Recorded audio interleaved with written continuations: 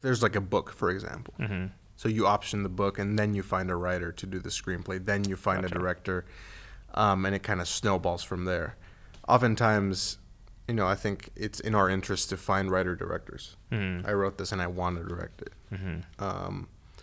More in the independent space, but I do think that's still true for the studio space. Yeah. I think that definitely helps to have like a cohesive vision, I think. Yeah, that's the thing. It's like a singular voice is people want that. Yeah. It feels organic, and it does definitely translates once you see it on screen of like this feels like one person, right? Or one vision of something. So usually, it's about picking the right writer, picking the right director, pairing them together. Maybe it's the same person, and then that's kind of like the golden child of pitching, right? Hey, we need this amount of money. Here's the vision. Yeah. And you just go for it. Yeah. And then you just start shopping around. Yeah. I think for a company like ours that we don't have the seed money for like multi-million-dollar things, but we have the talent, right? And so a lot of the development, and that's part of what I enjoy of working in this company, and I think just in general is like this is the workshopping stage, right? What makes a script, this is good, but it can be here. It can be better, yeah. And even if it's not better, even if it's lateral, just for sales purposes, right? Like you include this, it'll be a better sell. Right.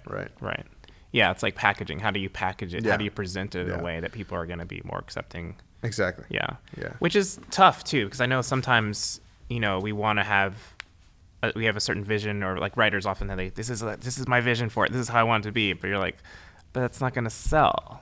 And so like, where do you draw that line between like what do you want and what does the audience want? That's a great question, and that's a great question for writers, right? Because I think as a writer, and a reason I'm not a writer is I think there's a lot rides on like this is me.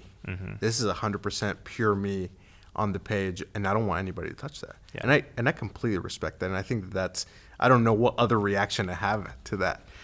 But I think being a writer that can take notes well, that can be malleable, with still holding the core, I think, the core beliefs or the core motives of a script, that's the writer that gets their stuff made. Yeah. Because the thing about Hollywood is everybody wants to feel like they're part of that story, or creating that story.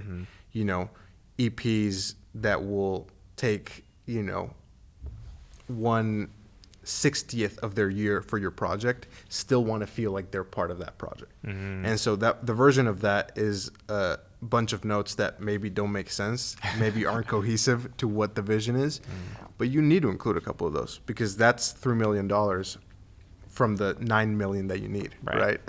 Yeah. So I think for a writer, the line is like, what are the core? What is the core of the script? What is the core of this message? Yeah. And then it's like, what are you willing to compromise on the side, on the front? And you need to have those. Yeah. And I think even writing from the perspective of that, of like, I'm ready to let go of these things, can really help you. Because I have seen writers that are like, okay, I'll take your notes. They don't change anything. Bring it back, and it's like we can tell that you didn't.